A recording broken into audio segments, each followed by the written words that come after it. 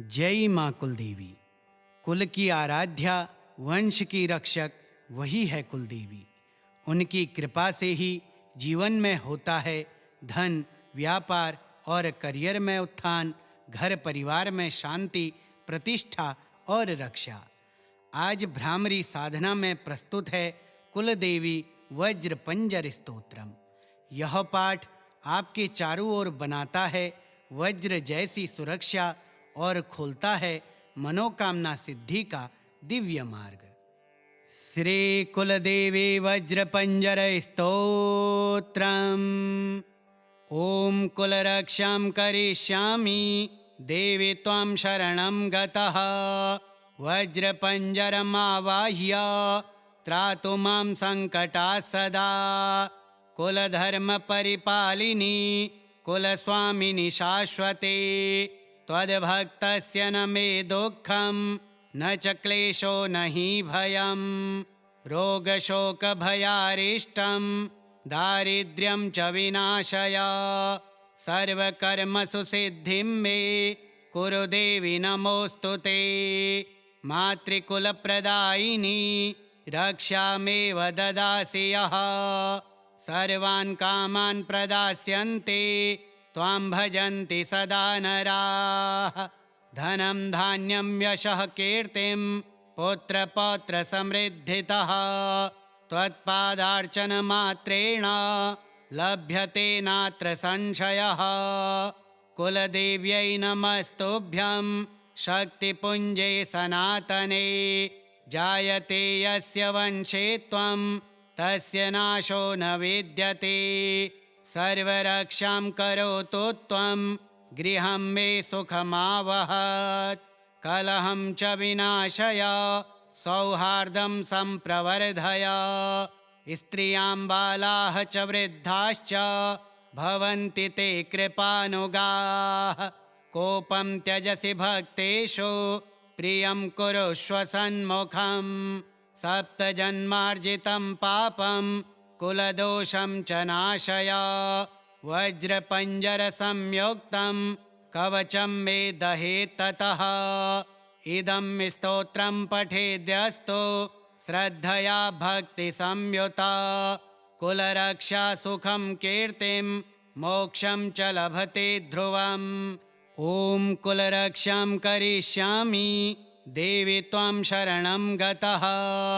वज्रपञ्जरमावाह्य त्रातु मां संकटात् सदा। कुलधर्म परिपालिनी कुलस्वामिनि शाश्वते। त्वद्भक्तस्य न मे दुःखं न च क्लेशो न हि भयं। रोगशोकभयारिष्टं दारिद्र्यं च विनाशय। सर्वकर्मसु सिद्धिं मे कुरु देवि नमोऽस्तु ते। मातृकुलप्रदायिनी रक्षामेव ददासि यः। सर्वान् कामान् प्रदास्यन्ते त्वां भजन्ति सदा नराः। धनं धान्यं यशः कीर्तिं पुत्रपौत्रसमृद्धितः। त्वत्पादार्चनमात्रेण लभ्यते नात्र संशयः। कुलदेव्यै नमस्तुभ्यं शक्तिपुञ्जे सनातने। जायते यस्य वंशे त्वं तस्य नाशो न विद्यते। सर्वरक्षां करोतु त्वं गृहं मे सुखमावहत्। कलहं च विनाशय सौहार्दं सम्प्रवर्धय। स्त्रियां बालाः च वृद्धाश्च भवन्ति ते कृपानुगाः। कोपं त्यजसि भक्तेषु प्रियं कुरुष्व सन्मुखं। सप्तजन्मार्जितं पापं कुलदोषं च नाशय। वज्रपञ्जरसंयुक्तं कवचं मे दहेत् ततः। इदं स्तोत्रं पठेद्यस्तु श्रद्धया भक्तिसंयुता। कुलरक्षा सुखं कीर्तिं मोक्षं च लभते ध्रुवम्। ॐ कुलरक्षां करिष्यामि देवी त्वां शरणं गतः। वज्रपञ्जरमावाह्य त्रातु मां संकटात् सदा। कुलधर्मपरिपालिनी कुलस्वामिनि शाश्वते त्वद्भक्तस्य न मे दुःखं न च क्लेशो न हि भयं रोगशोकभयारिष्टं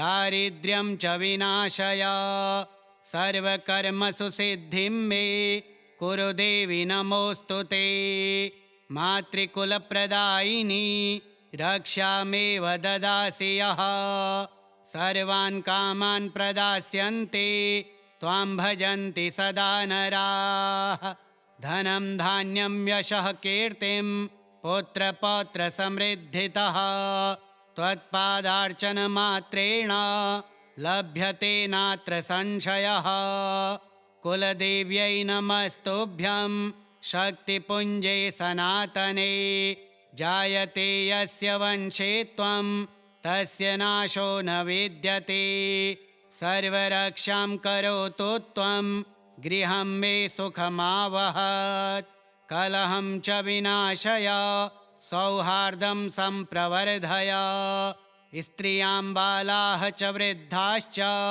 भवन्ति ते कृपानुगाः कोपं त्यजसि भक्तेषु प्रियं कुरुष्व सन्मुखं सप्तजन्मार्जितं पापं कुलदोषं च नाशय वज्रपञ्जरसंयुक्तं कवचं मे दहेत् ततः इदं स्तोत्रं पठेद्यस्तु श्रद्धया भक्तिसंयुता कुलरक्षा सुखं कीर्तिं मोक्षं च लभते ध्रुवम् ॐ कुलरक्षां करिष्यामि देवि त्वां शरणं गतः वज्रपञ्जरमावाह्य त्रातु मां सङ्कटात् सदा कुलधर्मपरिपालिनी कुलस्वामिनि शाश्वते त्वद्भक्तस्य न मे दुःखं न च क्लेशो न हि भयं रोगशोकभयारिष्टं दारिद्र्यं च विनाशय सर्वकर्मसु सिद्धिं मे कुरु देवि नमोऽस्तु ते मातृकुलप्रदायिनी रक्षामेव ददासि यः सर्वान् कामान् प्रदास्यन्ते त्वां भजन्ति सदा नराः धनं धान्यं यशः कीर्तिं पुत्रपौत्रसमृद्धितः त्वत्पादार्चनमात्रेण लभ्यते नात्र संशयः कुलदेव्यै नमस्तुभ्यं शक्तिपुञ्जे सनातने जायते यस्य वंशे त्वं तस्य नाशो न विद्यते सर्वरक्षां करोतु त्वं गृहं मे सुखमावहत् कलहं च विनाशय सौहार्दं सम्प्रवर्धय स्त्रियां बालाः च वृद्धाश्च भवन्ति ते कृपानुगाः कोपं त्यजसि भक्तेषु प्रियं कुरुष्व सन्मुखं सप्तजन्मार्जितं पापं कुलदोषं च नाशय वज्रपञ्जरसंयुक्तं कवचं मे दहेत् ततः इदं स्तोत्रं पठेद्यस्तु श्रद्धया भक्तिसंयुता कुलरक्षा सुखं कीर्तिं मोक्षं च लभते ध्रुवम् ॐ कुलरक्षां करिष्यामि देवि त्वां शरणं गतः वज्रपञ्जरमावाह्य त्रातु मां सङ्कटात् सदा कुलधर्मपरिपालिनी कुलस्वामिनि शाश्वते त्वद्भक्तस्य न मे दुःखं न च क्लेशो न हि भयं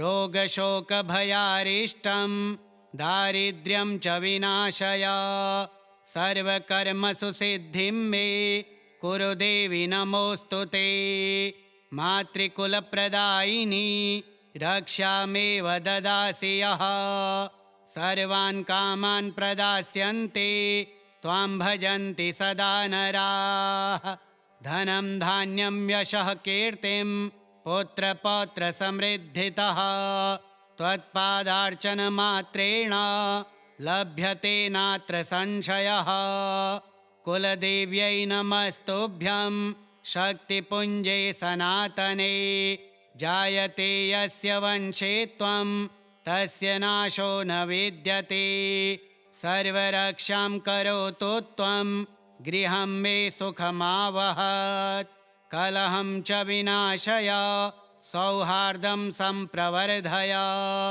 स्त्रियां बालाः च वृद्धाश्च भवन्ति ते कृपानुगाः कोपं त्यजसि भक्तेषु प्रियं कुरुष्व सन्मुखं सप्तजन्मार्जितं पापं कुलदोषं च नाशय वज्रपञ्जरसंयुक्तं कवचं मे दहेत् ततः इदं स्तोत्रं पठेद्यस्तु श्रद्धया भक्तिसंयुता कुलरक्षा सुखं कीर्तिं मोक्षं च लभते ध्रुवम् ॐ कुलरक्षां करिष्यामि देवि त्वं शरणं गतः वज्रपञ्जरमावाह्य त्रातु मां सङ्कटात् सदा कुलधर्मपरिपालिनी कुलस्वामिनि शाश्वते त्वद्भक्तस्य न मे दुःखं न च क्लेशो न हि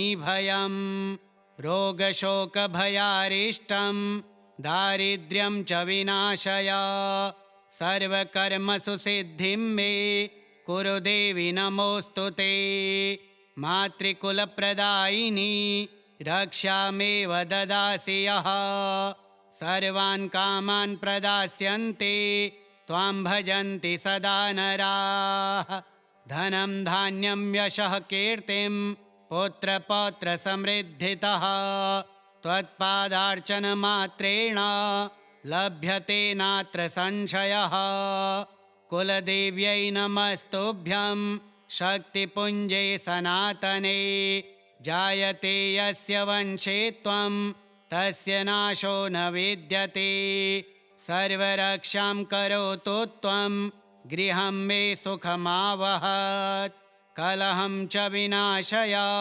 सौहार्दं सम्प्रवर्धय स्त्रियां बालाः च वृद्धाश्च भवन्ति ते कृपानुगाः कोपं त्यजसि भक्तेषु प्रियं कुरुष्व सन्मुखं सप्तजन्मार्जितं पापं कुलदोषं च नाशय वज्रपञ्जरसंयुक्तं कवचं मे दहेत् ततः इदं स्तोत्रं पठेद्यस्तु श्रद्धया भक्तिसंयुता कुलरक्षा सुखं कीर्तिं मोक्षं च लभते ध्रुवम् ॐ कुलरक्षां करिष्यामि देवि त्वं शरणं गतः वज्रपञ्जरमावाह्य त्रातु मां सङ्कटात् सदा कुलधर्मपरिपालिनी कुलस्वामिनि शाश्वते त्वद्भक्तस्य न मे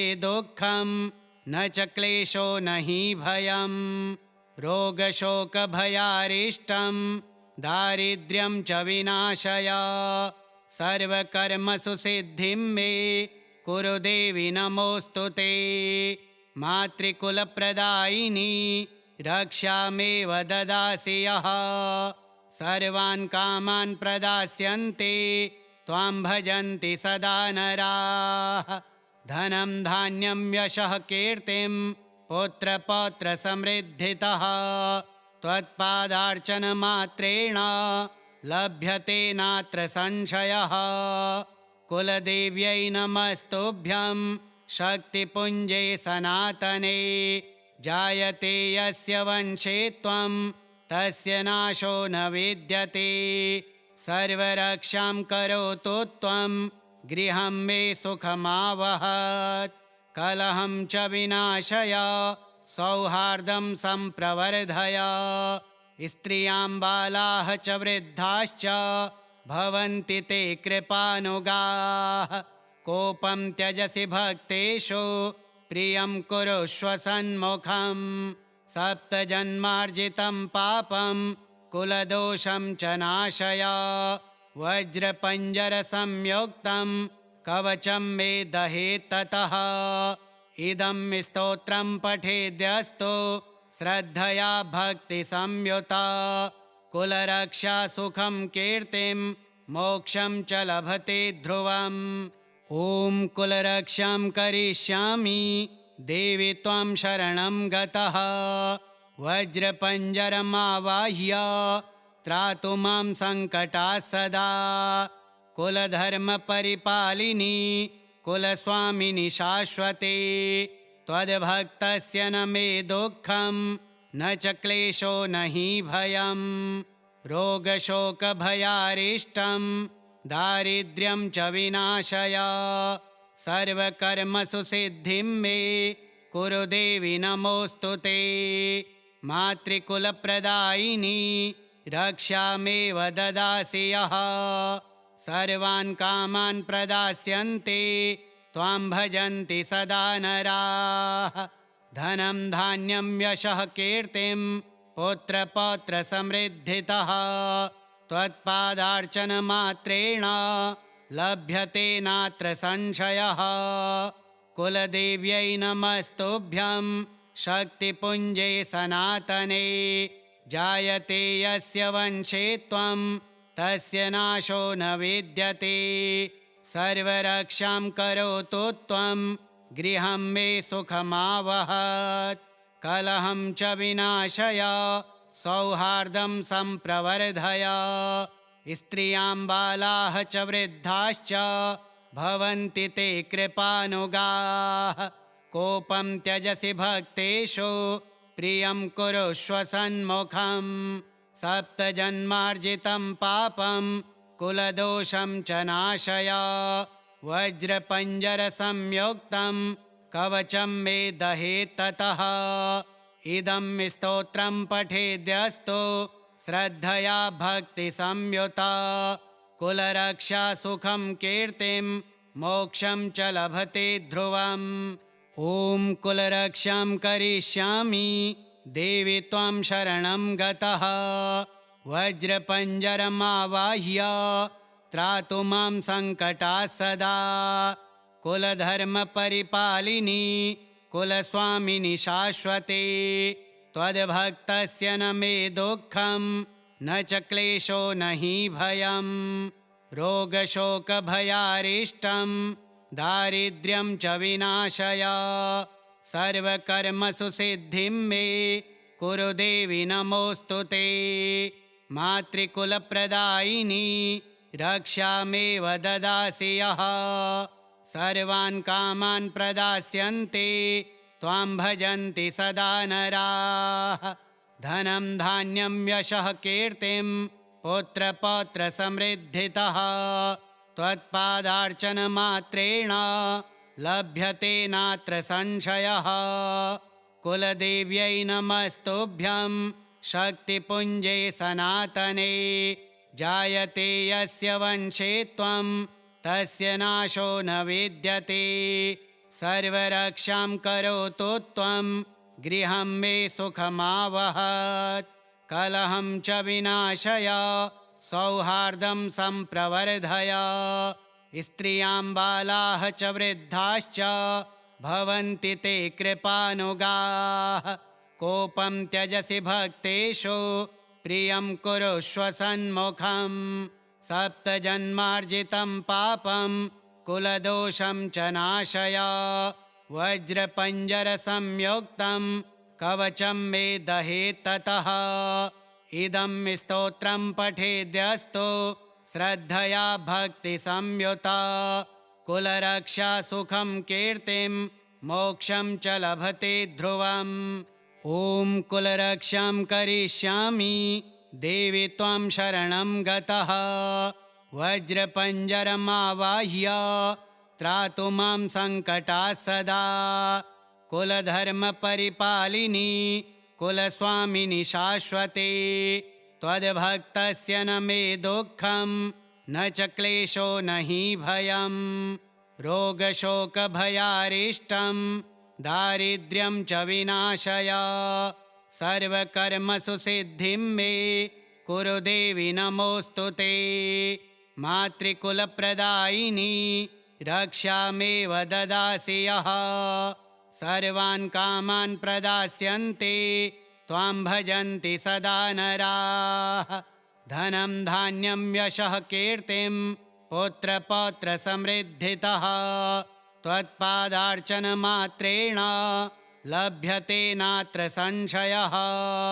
कुलदेव्यै नमस्तुभ्यं शक्तिपुञ्जे सनातने। जायते यस्य वंशे त्वं तस्य नाशो न विद्यते। सर्वरक्षां करोतु त्वं गृहं मे सुखमावहत्। कलहं च विनाशय सौहार्दं सम्प्रवर्धय। स्त्रियां बालाः च वृद्धाश्च भवन्ति ते कृपानुगाः। कोपं त्यजसि भक्तेषु प्रियं कुरुष्व सन्मुखम्। सप्तजन्मार्जितं पापं कुलदोषं च नाशय। वज्रपञ्जरसंयुक्तं कवचं मे दहेत् ततः। इदं स्तोत्रं पठेद्यस्तु श्रद्धया भक्तिसंयुता। कुलरक्षा सुखं कीर्तिं मोक्षं च लभते ध्रुवम्। ॐ कुलरक्षां करिष्यामि देवि त्वं शरणं गतः। वज्रपञ्जरमावाह्य त्रातु मां सङ्कटात् सदा। कुलधर्मपरिपालिनी कुलस्वामिनि शाश्वते। त्वद्भक्तस्य न मे दुःखं न च क्लेशो न हि भयम्। रोगशोकभयारिष्टं दारिद्र्यं च विनाशय। सर्वकर्मसु सिद्धिं मे कुरु देवि नमोऽस्तु ते। मातृकुलप्रदायिनी रक्षामेव ददासि यः। सर्वान् कामान् प्रदास्यन्ते त्वां भजन्ति सदा नराः। धनं धान्यं यशः कीर्तिं पुत्रपौत्रसमृद्धितः त्वत्पादार्चनमात्रेण लभ्यते नात्र संशयः। कुलदेव्यै नमस्तुभ्यं शक्तिपुञ्जे सनातने। जायते यस्य वंशे त्वं तस्य नाशो न विद्यते। सर्वरक्षां करोतु त्वं गृहं मे सुखमावहत्। कलहं च विनाशय सौहार्दं सम्प्रवर्धय। स्त्रियां बालाः च वृद्धाश्च भवन्ति ते कृपानुगाः। कोपं त्यजसि भक्तेषु प्रियं कुरुष्व सन्मुखम्। सप्तजन्मार्जितं पापं कुलदोषं च नाशय। वज्रपञ्जरसंयुक्तं कवचं मे दहेत् ततः। इदं स्तोत्रं पठेद्यस्तु श्रद्धया भक्तिसंयुता। कुलरक्षा सुखं कीर्तिं मोक्षं च लभते ध्रुवम्। ॐ कुलरक्षां करिष्यामि देवि त्वं शरणं गतः। वज्रपञ्जरमावाह्य त्रातु मां सङ्कटात् सदा। कुलधर्मपरिपालिनी कुलस्वामिनि शाश्वते। त्वद्भक्तस्य न मे दुःखं न च क्लेशो न हि भयम्। रोगशोकभयारिष्टं दारिद्र्यं च विनाशय। सर्वकर्मसु सिद्धिं मे कुरु देवि नमोऽस्तु ते। मातृकुलप्रदायिनी रक्षामेव ददासि यः। सर्वान् कामान् प्रदास्यन्ते त्वां भजन्ति सदा नराः। धनं धान्यं यशः कीर्तिं पुत्रपौत्रसमृद्धितः त्वत्पादार्चनमात्रेण लभ्यते नात्र संशयः।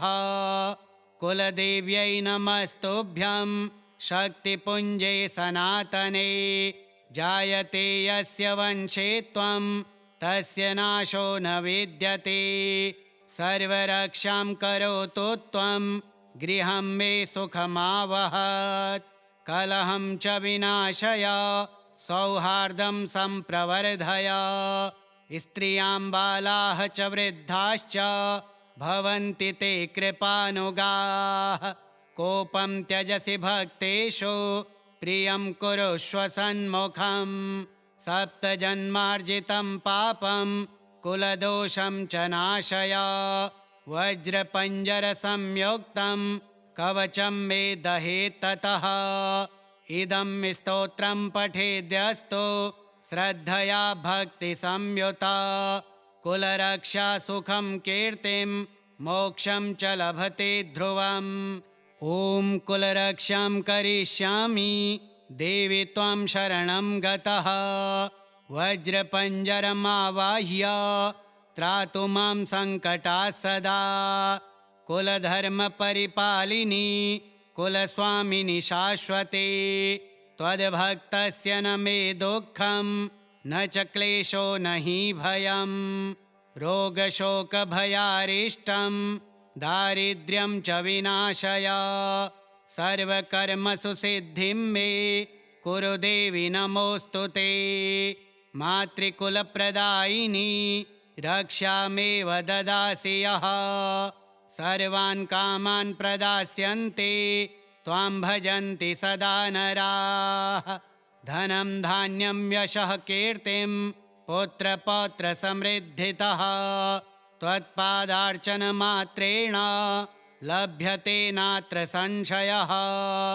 कुलदेव्यै नमस्तुभ्यं शक्तिपुञ्जे सनातने। जायते यस्य वंशे त्वं तस्य नाशो न विद्यते। सर्वरक्षां करोतु त्वं गृहं मे सुखमावहत्। कलहं च विनाशय सौहार्दं सम्प्रवर्धय। स्त्रियां बालाः च वृद्धाश्च भवन्ति ते कृपानुगाः। कोपं त्यजसि भक्तेषु प्रियं कुरुष्व सन्मुखम्। सप्तजन्मार्जितं पापं कुलदोषं च नाशय। वज्रपञ्जरसंयुक्तं कवचं मे दहेत् ततः। इदं स्तोत्रं पठेद्यस्तु श्रद्धया भक्तिसंयुता कुलरक्षा सुखं कीर्तिं मोक्षं च लभते ध्रुवम्। ॐ कुलरक्षां करिष्यामि देवि त्वां शरणं गतः। वज्रपञ्जरमावाह्य त्रातु मां सङ्कटात् सदा। कुलधर्मपरिपालिनी कुलस्वामिनि शाश्वते। त्वद्भक्तस्य न मे दुःखं न च क्लेशो न हि भयं। रोगशोकभयारिष्टं दारिद्र्यं च विनाशय।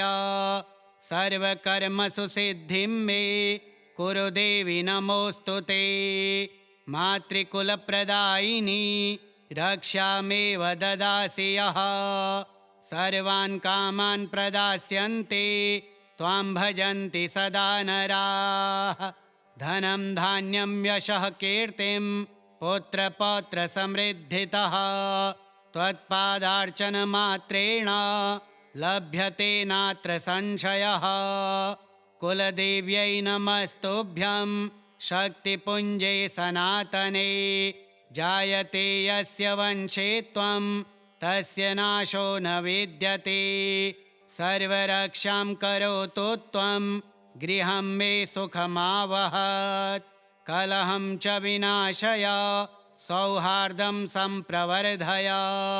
स्त्रियां बालाः च वृद्धाश्च भवन्ति ते कृपानुगाः। कोपं त्यजसि भक्तेषु प्रियं कुरुष्व सन्मुखम्। सप्तजन्मार्जितं पापं कुलदोषं च नाशय। वज्रपञ्जरसंयुक्तं कवचं मे दहेत् ततः। इदं स्तोत्रं पठेद्यस्तु श्रद्धया भक्तिसंयुता कुलरक्षा सुखं कीर्तिं मोक्षं च लभते ध्रुवम्। ॐ कुलरक्षां करिष्यामि देवि त्वां शरणं गतः। वज्रपञ्जरमावाह्य त्रातु मां सङ्कटात् सदा। कुलधर्मपरिपालिनी कुलस्वामिनि शाश्वते। त्वद्भक्तस्य न मे दुःखं न च क्लेशो न हि भयं। रोगशोकभयारिष्टं दारिद्र्यं च विनाशय।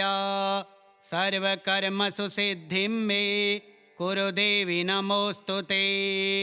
मातृकुलप्रदायिनी रक्षामेव ददासि यः सर्वान् कामान् प्रदास्यन्ते त्वां भजन्ति सदा नराः धनं धान्यं यशः कीर्तिं पुत्रपौत्रसमृद्धितः त्वत्पादार्चनमात्रेण लभ्यते नात्र संशयः कुलदेव्यै नमस्तुभ्यं शक्तिपुञ्जे सनातने जायते यस्य वंशे त्वं तस्य नाशो न विद्यते सर्वरक्षां करोतु त्वं गृहं मे सुखमावहत् कलहं च विनाशय सौहार्दं सम्प्रवर्धय स्त्रियां बालाः च वृद्धाश्च भवन्ति ते कृपानुगाः कोपं त्यजसि भक्तेषु प्रियं कुरुष्व सन्मुखं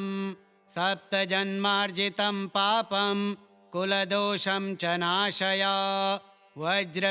वज्रपञ्जरसंयुक्तं कवचं मे दहेत् ततः इदं स्तोत्रं पठेद्यस्तु श्रद्धया भक्तिसंयुता कुलरक्षा सुखं कीर्तिं मोक्षं च लभते ध्रुवम् ॐ कुलरक्षां करिष्यामि देवि त्वां शरणं गतः वज्रपञ्जरमावाह्य त्रातु मां सङ्कटात् सदा कुलधर्मपरिपालिनी कुलस्वामिनि शाश्वते त्वद्भक्तस्य न मे दुःखं न च क्लेशो न हि भयं रोगशोकभयारिष्टं दारिद्र्यं च विनाशय सर्वकर्मसु सिद्धिं मे कुरु देवि नमोऽस्तु ते मातृकुलप्रदायिनी रक्षामेव ददासि यः सर्वान् कामान् प्रदास्यन्ते त्वां भजन्ति सदा नराः धनं धान्यं यशः कीर्तिं पुत्रपौत्रसमृद्धितः त्वत्पादार्चनमात्रेण लभ्यते नात्र संशयः कुलदेव्यै नमस्तुभ्यं शक्तिपुञ्जे सनातने जायते यस्य वंशे त्वं तस्य नाशो न विद्यते सर्वरक्षां करोतु त्वं गृहं मे सुखमावहत् कलहं च विनाशय सौहार्दं सम्प्रवर्धय स्त्रियां बालाः च वृद्धाश्च भवन्ति ते कृपानुगाः कोपं त्यजसि भक्तेषु प्रियं कुरुष्व सन्मुखं सप्तजन्मार्जितं पापं कुलदोषं च नाशय वज्रपञ्जरसंयुक्तं कवचं मे दहेत् ततः इदं स्तोत्रं पठेद्यस्तु श्रद्धया भक्तिसंयुता कुलरक्षा सुखं कीर्तिं मोक्षं च लभते ध्रुवम् ॐ कुलरक्षां करिष्यामि देवि त्वां शरणं गतः वज्रपञ्जरमावाह्य त्रातु मां सङ्कटात् सदा कुलधर्मपरिपालिनी कुलस्वामिनि शाश्वते त्वद्भक्तस्य न मे दुःखं न च क्लेशो न हि भयं रोगशोकभयारिष्टं दारिद्र्यं च विनाशय सर्वकर्मसु सिद्धिं मे कुरु देवि नमोऽस्तु ते मातृकुलप्रदायिनी रक्षामेव ददासि यः सर्वान् कामान् प्रदास्यन्ते त्वां भजन्ति सदा नराः धनं धान्यं यशः कीर्तिं पुत्रपौत्रसमृद्धितः त्वत्पादार्चनमात्रेण लभ्यते नात्र संशयः कुलदेव्यै नमस्तुभ्यं शक्तिपुञ्जे सनातने जायते यस्य वंशे त्वं तस्य नाशो न विद्यते सर्वरक्षां करोतु त्वं गृहं मे सुखमावहत् कलहं च विनाशय सौहार्दं सम्प्रवर्धय स्त्रियां बालाः च वृद्धाश्च भवन्ति ते कृपानुगाः। कोपं त्यजसि भक्तेषु प्रियं कुरुष्व सन्मुखम्।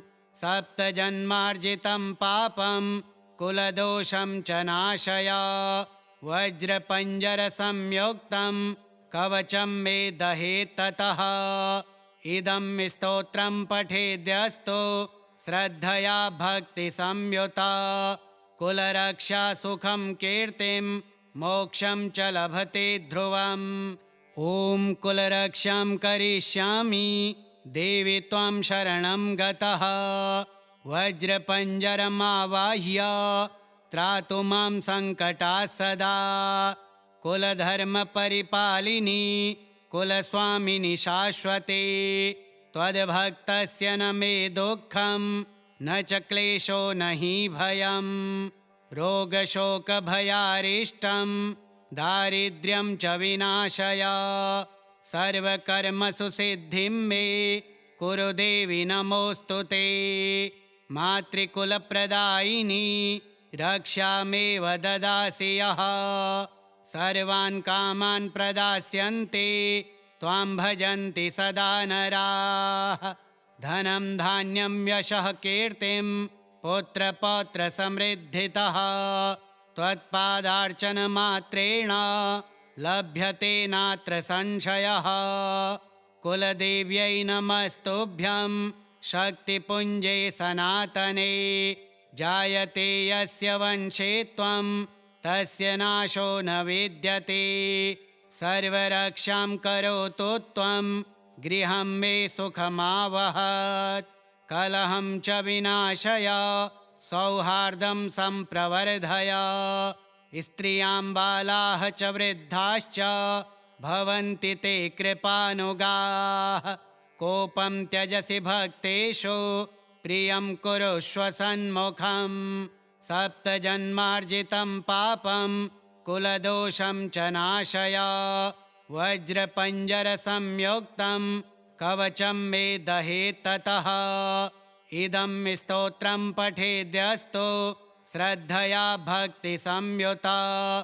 कुलरक्षा सुखं कीर्तिं मोक्षं च लभते ध्रुवम्। ॐ कुलरक्षां करिष्यामि देवि त्वं शरणं गतः। वज्रपञ्जरमावाह्य त्रातु मां सङ्कटात् सदा। कुलधर्मपरिपालिनी कुलस्वामिनि शाश्वते। त्वद्भक्तस्य न मे दुःखं न च क्लेशो न हि भयम्। रोगशोकभयारिष्टं दारिद्र्यं च विनाशय। सर्वकर्मसु सिद्धिं मे कुरु देवि नमोऽस्तु ते।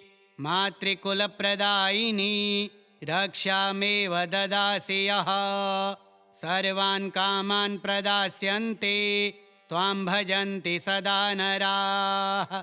धनं धान्यं यशः कीर्तिं पुत्रपौत्रसमृद्धितः। त्वत्पादार्चनमात्रेण लभ्यते नात्र संशयः। कुलदेव्यै नमस्तुभ्यं शक्तिपुञ्जे सनातने। जायते यस्य वंशे त्वं तस्य नाशो न विद्यते।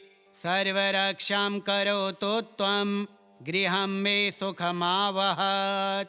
कलहं च विनाशय सौहार्दं सम्प्रवर्धय। स्त्रियां बालाः च वृद्धाश्च भवन्ति ते कृपानुगाः। कोपं त्यजसि भक्तेषु प्रियं कुरुष्व सन्मुखम्। सप्तजन्मार्जितं पापं कुलदोषं च नाशय। वज्रपञ्जरसंयुक्तं कवचं मे दहेत्ततः। इदं स्तोत्रं पठेद्यस्तु श्रद्धया भक्तिसंयुता। कुलरक्षा सुखं कीर्तिं मोक्षं च लभते ध्रुवम्। ॐ कुलरक्षां करिष्यामि देवि त्वं शरणं गतः। वज्रपञ्जरमावाह्य त्रातु मां सङ्कटात् सदा। कुलधर्मपरिपालिनी कुलस्वामिनि शाश्वते। त्वद्भक्तस्य न मे दुःखं न च क्लेशो न हि भयं रोगशोकभयारिष्टं दारिद्र्यं च विनाशय सर्वकर्मसु सिद्धिं मे कुरु देवि नमोऽस्तु ते मातृकुलप्रदायिनी रक्षामेव ददासि यः सर्वान् कामान् प्रदास्यन्ते त्वां भजन्ति सदा नराः धनं धान्यं यशः कीर्तिं पुत्रपौत्रसमृद्धितः त्वत्पादार्चनमात्रेण लभ्यते नात्र संशयः कुलदेव्यै नमस्तुभ्यं शक्तिपुञ्जे सनातने जायते यस्य वंशे त्वं तस्य नाशो न विद्यते सर्वरक्षां करोतु त्वं गृहं मे सुखमावहत् कलहं च विनाशय सौहार्दं सम्प्रवर्धय स्त्रियां बालाः च वृद्धाश्च भवन्ति ते कृपानुगाः कोपं त्यजसि भक्तेषु प्रियं कुरुष्व सन्मुखं सप्तजन्मार्जितं पापं कुलदोषं च नाशय वज्रपञ्जरसंयुक्तं कवचं मे दहेत्ततः इदं स्तोत्रं पठेद्यस्तु श्रद्धया भक्तिसंयुता कुलरक्षा सुखं कीर्तिं मोक्षं च लभते ध्रुवम् ॐ कुलरक्षां करिष्यामि देवि त्वं शरणं गतः वज्रपञ्जरमावाह्य त्रातु मां सङ्कटात् सदा कुलधर्मपरिपालिनी कुलस्वामिनि शाश्वते त्वद्भक्तस्य न मे दुःखं न च क्लेशो न हि भयं रोगशोकभयारिष्टं दारिद्र्यं च विनाशय सर्वकर्मसु सिद्धिं मे कुरु देवि नमोऽस्तु ते मातृकुलप्रदायिनी रक्षामेव ददासि यः सर्वान् कामान् प्रदास्यन्ते त्वां भजन्ति सदा नराः धनं धान्यं यशः कीर्तिं पुत्रपौत्रसमृद्धितः त्वत्पादार्चनमात्रेण लभ्यते नात्र संशयः कुलदेव्यै नमस्तुभ्यं शक्तिपुञ्जे सनातने जायते यस्य वंशे त्वं तस्य नाशो न विद्यते सर्वरक्षां करोतु त्वं गृहं मे सुखमावहत् कलहं च विनाशय सौहार्दं सम्प्रवर्धय स्त्रियां बालाः च वृद्धाश्च भवन्ति ते कृपानुगाः कोपं त्यजसि भक्तेषु प्रियं कुरुष्व सन्मुखं सप्तजन्मार्जितं पापं कुलदोषं च नाशय वज्रपञ्जरसंयुक्तं कवचं मे दहेत्ततः इदं स्तोत्रं पठेद्यस्तु श्रद्धया भक्तिसंयुता कुलरक्षा सुखं कीर्तिं मोक्षं च लभते ध्रुवम् श्रीकुलदेवी वज्रपञ्जरस्तोत्रं श्रीकुलदेव्यार्पणमस्तु।